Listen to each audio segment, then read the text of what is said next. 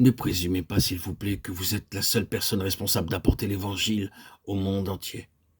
Êtes-vous sûr que Dieu vous a donné ce travail? Lisez Matthieu 28, 19 et 20, et vous verrez que ce commandement est donné à tous les croyants.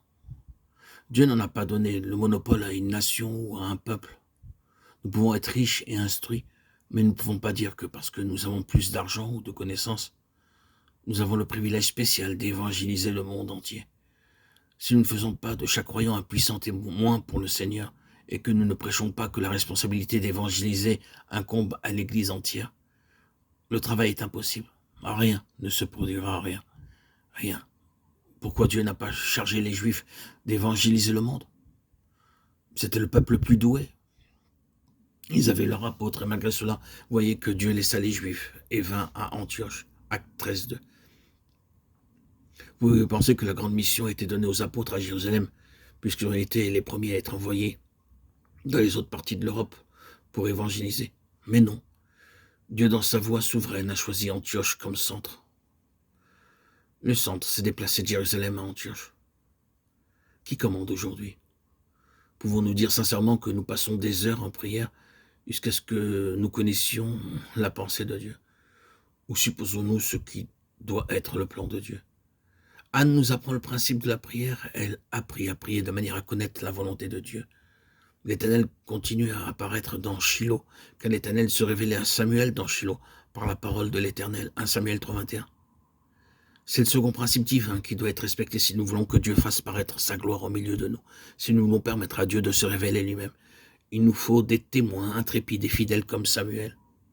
Nous avons de bons docteurs de la Bible et beaucoup d'érudits qui peuvent écrire de très bons livres et quelques très bons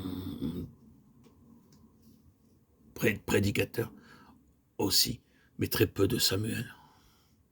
Nous voulons des hommes de Dieu, des hommes qui sont véritablement la bouche de Dieu, des hommes qui peuvent dire hardiment et librement, écoutez ce que Dieu dit, et ainsi parle l'Éternel.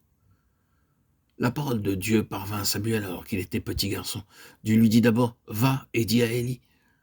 Comment pouvait-il, lui, un petit garçon, aller vers ce vieil homme, son maître, et lui donner le message de Dieu? Mais bien que ce fût un message difficile et terrible, il obéit à Dieu, et il le lui donna. Nous constatons qu'il y a peu de personnes disposées à donner le message de Dieu.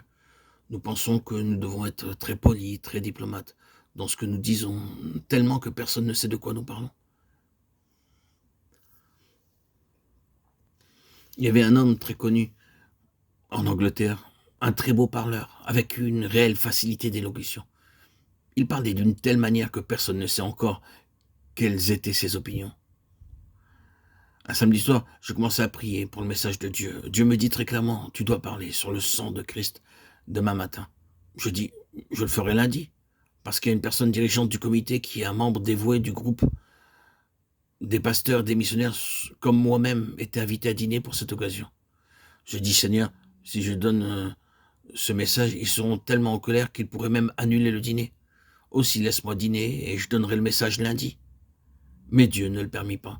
Aussi, lorsque vint le moment, je donnais ce message que Dieu m'avait donné. Et ce jour-là, ils ne me donnèrent pas de nourriture. Ils étaient tellement en colère contre moi qu'ils me laissèrent sans nourriture la soirée entière. Le troisième jour, cette même personne vint vers moi et je demandais, êtes-vous membre de ce groupe? Oui, répondit-il. Et pourquoi êtes-vous tellement en colère contre moi? Demandai-je. Il dit, vous parlez de ces choses sans ménagement. Je dis, ne croyez-vous pas en l'amour parfait? N'est-ce pas une de vos règles d'aimer vos ennemis? Et si je suis votre ennemi, vous devez m'aimer aussi. Vous m'avez ici invité vous-même et j'ai accepté votre invitation. Pourquoi n'aimez-vous pas votre ennemi? Il comprit alors la question, qu'il avait besoin non seulement de théorie, mais aussi de mettre en pratique. Ils se sont tous repentis et le Seigneur les a sauvés. Frères et sœurs en Christ bien-aimés, chers amis, si nous ne donnons pas le message de Dieu au moment voulu, l'ennemi gagnera du terrain. Nous désirons souvent être très polis, de peur de perdre une chance de parler à nouveau. Nous raisonnons de cette manière. Si je donne le plein message de Dieu, ils ne me demanderont jamais plus. Est-ce si important à vos yeux? Cela n'a aucune importance, cela n'est pas important. Sommes-nous ici pour être seulement des orateurs populaires? Ou désirons-nous être des messagers de Dieu avec le message de Dieu? Dieu veut un homme qui soit sa bouche, qui ne soit effrayé par aucun homme. Je sens qu'en ces jours, il y a un sérieux besoin d'un homme comme Samuel. Je crois de tout mon cœur que si nous ne sommes pas des hommes comme Samuel, nous ne verrons pas la puissance de Dieu pleinement manifestée. Il peut nous utiliser, mais pas pleinement. Il peut nous bénir, mais pas pleinement. Il peut travailler parmi nous, mais pas profondément. Si nous sommes des hommes comme Samuel, la parole de Dieu peut aller et venir librement, selon qu'il la donne.